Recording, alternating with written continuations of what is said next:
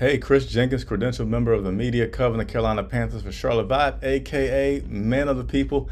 Happy Friday to everybody, the first Friday of the new year. We're going to go ahead and jump right into this final injury report of the week. Today also was the final practice of the season. A lot of finals are going to be happening this week and next week as the Carolina Panthers wrap up this 2-14 season. A season that was not the easiest of seasons for lots of us, but hey, we stuck with it through you. I also want to remind you there is going to be a giveaway of some Carolina Panthers merchandise that I have. I was looking to see if I had it right on me. I do not, but as you know, we said it all season. We're going to try to make it as enjoyable, as pleasant as possible. So we've given away several jerseys and other jackets and things like that this year. The last thing we're going to do is we're going to give away a Carolina Panthers sweatshirt, okay? So this weekend at Bank of America Stadium will be the Tampa Bay Buccaneers at 8-8, taking on the 2-14 Carolina Panthers. For the Carolina Panthers, it's just the pride of playing for that name on the back of your jersey. For the Tampa Bay Buccaneers, it's the opportunity to win the NFC South yet again and also have a home playoff game this season. So some big things at stake for Tampa Bay, as well as Tampa Bay's quarterback Baker Mayfield has a big bonus. I believe it's somewhere around $1 million upon making it to the playoffs. So just a little bit of incentive there for the Tampa Bay Buccaneers. So let's go ahead and look at this final injury report as the Carolina Panthers prepare to take on the Tampa Bay Buccaneers. So linebacker Marquise Haynes, who suffered the concussion down in Tampa Bay, was carted off, spent the night at the hospital. He has returned to Charlotte. He, not surprisingly, will be out this weekend versus the Bucs. Kicker Eddie Pinheiro dealing with that right hamstring. He did not practice again today. Eddie has not practiced the entire week. They signed Matthew Wright, which has experience with the team back in the preseason, early this week. I said it before, say it again. Matthew Wright is going to be your kicker. There's no reason to drag Eddie Pinheiro out there for a game in which to the Panthers doesn't mean anything for the big picture. And big picture is that you have signed Eddie Pinheiro for multiple years. So don't let that man injure himself and have to go through any more rehab. Just let the other kicker come out there. At least you have a kicker. Last week you didn't have a kicker. Today, Chris Tabor was asked about the range of Matthew Wright, and he said, basically he's going to keep that competitive advantage. What's the competitive advantage? The other team's always going to be playing. I don't get it. Leave some comments about you getting the competitive advantage there is about not telling his range, because the other team is going to be trying to stop you. They're not going to say, oh, he has a range of 60 yards, so we can let him get all the way to here, then stop, right? So anyway, just my little rant, I guess, right there. By the way, I see some comments coming. I will certainly get to them once I get through this injury update for you all. So let's look at cornerback J.C. Horn, toe, full participant in practice, questionable. Man, I vividly remember being on the field down in Jacksonville, seeing JC a few times, and then was shocked that he just had his helmet on. I'm sorry, did not even have his helmet on throughout the game, and they kind of said they thought he was going to be ready, but he wasn't. A full participant in practice, but questionable means that they want to see how JC responds to his full participant in practice today before they make that final decision about this Sunday. Guard Cade Mays with a finger, limited in practice, doubtful. Linebacker Tay Davis dealing with the illness. He did not practice, and he is questionable this Sunday versus the Buccaneers. So, without further ado, let's go ahead and I normally don't talk about the other team that much, but I'm going to do it today. So, the Tampa Bay Buccaneers quarterback, as I mentioned earlier, Baker Mayfield, previously played with the Carolina Panthers, so there's always the joy of trying to get back at your old team. There's the incentive that he receives. He got injured last week and hurt his ribs. So for most of the week, he did not practice, and he was limited in practice. And then today he was a full participant in practice. The Tampa Bay Buccaneers listed him as questionable. I think that's probably the lightest that they could give it, because there's still a possibility. This guy hurt his ribs. They're exposed when he's throwing the ball. Baker Mayfield is going to play versus the Carolina Panthers, and he's going to give them, good opportunity to win the game. We'll see what happens there. So, do you guys have predictions on this last game? I usually don't get into too much of it, but I just keep feeling like the Carolina Panthers, I'm not calling them quitters, but I just feel like it's been a long season. I feel like they're going to be ready to go. I'm not saying every last one of them will be, with that attitude, hey, I'm just ready to get. But I continue to feel like it's going to be, if they come out, first possession is going to tell you everything. Not just for the Panthers, but first possession for the Bucs, first possession for the Panthers. Once I see that, then I'll make my full-on prediction on how I think the game's going to go. But I will say I'm concerned about the outcome of this game, because we went from solid with the Atlanta Falcons actually winning that game, inch up a little bit with the Green Bay Packers, and then all the way down out the screen versus the Jacksonville Jaguars. We're 2-14. It's still new in terms of the teams playing 17 games. It just seems like it's a difficult one from a mental standpoint. But, we'll jump into these comments before we get out here. As always, please hit that like button and also continue to subscribe to the channel. We didn't make it to 10,000, but I'm going to keep talking about it until we get there. Going to be traveling this offseason, continue to bring you all coverage through the combine, through the draft, OTAs and all that. So please consider joining the channel if you have enjoyed the coverage this year. What's up, Richard Fearing? Appreciate you. Been cheering for the team since the beginning. This is the worst season, but I will continue to cheer for the Panthers, and I believe that there are better days ahead. Keep pounding.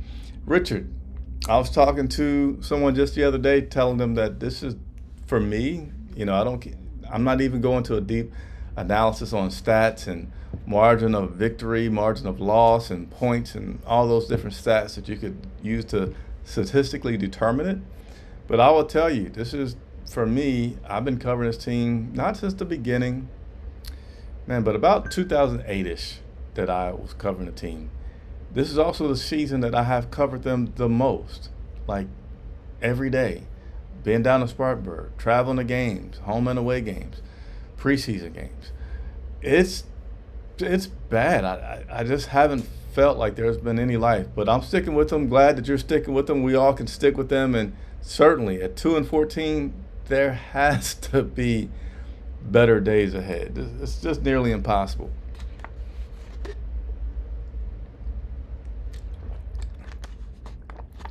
I know you guys like it when I drink water on camera. I am awaiting for this is Walmart brand water, but Dasani, I can't think of all the water brands out there. If any of you all need a water ambassador, I'm your guy, because I drink a lot of it when I'm on camera, unless I forget it. But AJ hopes the Panthers win to end the Bucs season. That would be nice. That would be nice. I feel like we need to win this game to make a statement. It would be a moral win. Yeah, it would be a great way to end the season for a lot of people, for fans, for players, for media, to finally be like, not only is it over, but we ended it on a great note. Yeah, none of us are going to think that that's going to make Chris Tabor be the possible next head coach.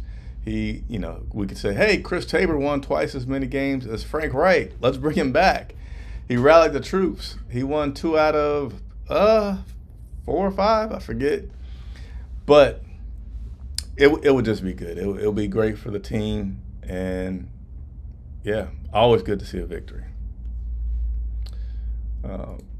Mark G says, we appreciate your hard work all season, Chris. I appreciate that comment.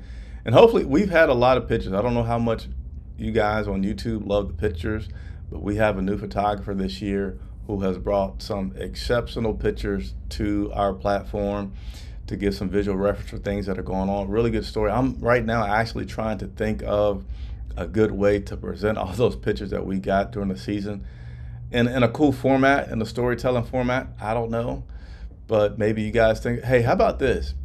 How about we get my man, and I need you to go in the comments, all right? Go in the comments for this one. I need you to let me know what you guys would think of my man Andre Cassidy doing a narration of the season through the photographs captured by our photographer, Patrick Snyder.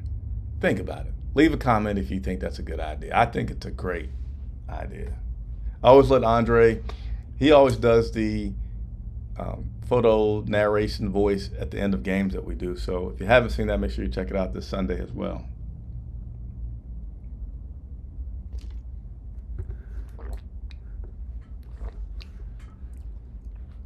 Off-season plan has to be to improve and rebuild the offensive line.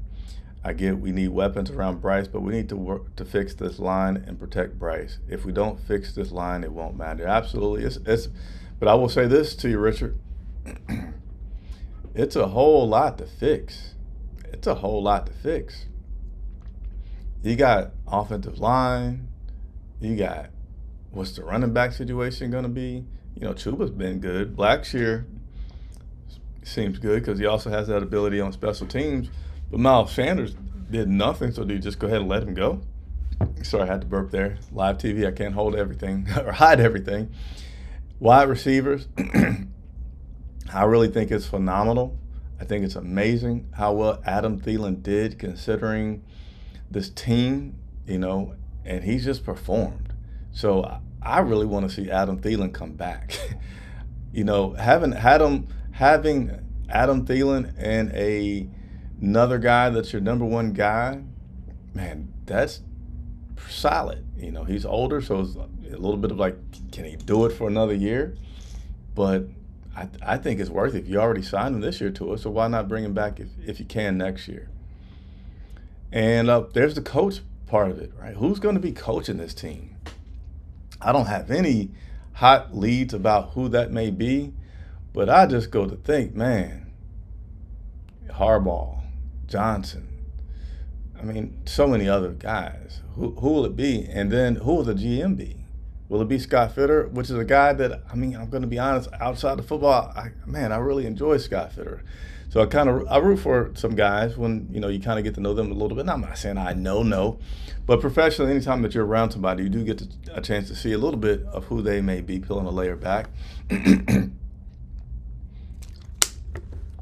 I enjoy how approachable and personable that Fitterer is. Moving on.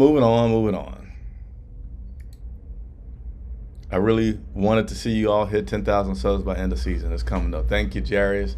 Yeah, man, let me just give quickly some perspective on how this season went from like really high expectations, really good growth for the channel, and then just during the preseason, well, I really should say during training camp, man, we were getting like 20,000 views on everything. You know, we're pumping out content. We haven't changed how much content that we're pumping out. And now we're all the way down to like 1,000. And I get it. You know, the product on the field just has not been that great. And we had a lot of increase in our subscribers. So hopefully those subscribers are still out there. They're just, you know, a little irritated, frustrated, and we'll be able to get them back. Hope everybody watching the video continues to hit the like button, because that's a big factor in helping other people find out about the channel. And again, I am going to be covering this team all off season, talking about the latest rumors, covering the team at the combine, the draft, all that stuff. So hopefully I can earn your liking of the video and subscribing to the channel. And most importantly, there's that ultimate level of becoming a member where you help support this independent media. So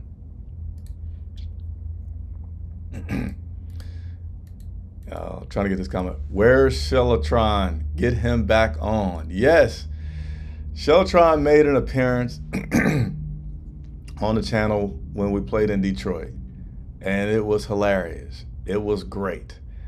I let him know that he's welcome to come back on the channel at any time and appear, and he has not. But, you know, I know he stopped doing as much YouTubing covering the Carolina Panthers because of other opportunities and things.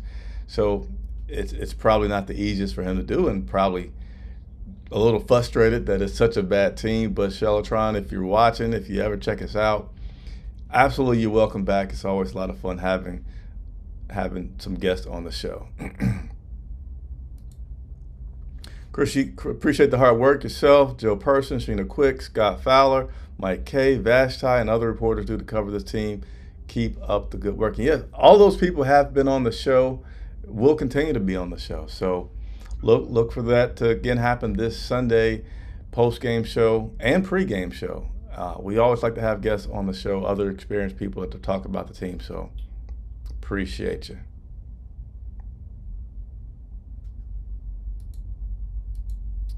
Adam Thielen is the only vet wide receiver I would bring back if he wants to come back. Absolutely bring him back. And he does a lot in the community as well. He didn't get the Walter Payton nominee, which went to Bozeman, which does a lot. But, Adam has some things even coming up shortly in Charlotte that he's doing for the community that's really special and cool. And I'm also going to try to highlight that for you all as well to bring that to you. Can the next head coach have a no weekly meeting clause in their contract? They can have whatever they can negotiate. No weekly meetings. Don't come in my locker room. He can have whatever that he wants if he can negotiate it. It's not likely that he would negotiate that type of thing other than saying, hey, it's understood that I don't want to have these, but I feel like an owner, David Tepper, even if he does go to release some of the control, will not go to put certain things in writing because it's like, hey, I'm the boss. I'm not going to say I can't come and do anything, but I can tell you that I'll, try to give you your space and won't hover over you. That's my 2 cent opinion. Here we go. Let's do it. For our members, you get some special sound effects and special recognition anytime that you come onto the channel. It's always great to see you do so. Thank you and Andre for all that you have been doing through the season. Hope to meet you both prior to the game on Sunday. Keep pounding. I think, Michelle, you just gave me a really good idea. It's no secret that we go live before the game. And I think that I may talk with all that are involved. And if you're going to be at the game this Sunday, invite you to stop by and be a part of our show. I think that would be pretty cool, and I'm going to put that into action actually as soon as we get off here. Thank you, Michelle, for your support. She's a member, and not even just a Carolina Panther fan. She's also, I think Philadelphia is her biggest team, but she likes to support the channel and what we're trying to build, and that's really special and appreciative. Thank you so much, Yvette. Questions about Adam Thielen's contract, so let me go ahead and try to Google that really quickly while we're on here. I don't think it's a 1-year contract. Yeah, he signed a 3-year, $25 million contract with $14 million guaranteed. So he's set to be back, right? So only if he decides that he doesn't like it here, which he doesn't seem like that kind of guy, would I believe that he would not be here next year. So good contract for Adam Thielen.